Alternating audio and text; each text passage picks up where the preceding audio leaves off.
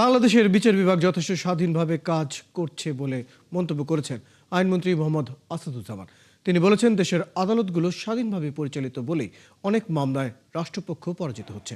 মঙ্গলবার সকালে ঝিনাইদহের শৈলকুপা উপজেলার স্বাস্থ্য কমপ্লেক্স পরিদর্শন শেষে সাংবাদিকদের এক প্রশ্নের জবাবে এই দাবি করেন মন্ত্রী। বলেন, বিচার বিভাগের স্বাধীনতা নিয়ে প্রশ্ন তোলার সুযোগ নেই। দেশে ৪৫ লাখ মামলা বিচারাধীন রয়েছে, যা নিয়ে মন্ত্রী বলেন, দেশে জজ ও আইনজীবীর সংখ্যা কম হওয়ার কারণে মামলার দীর্ঘসূত্রিতা হচ্ছে।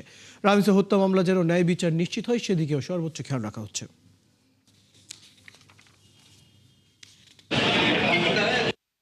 বাংলাদেশের বিচার বিভাগ যতটা স্বাধীন, এত স্বাধীনতা অন্য কোনো জায়গায় খুব কম উপভোগ করে।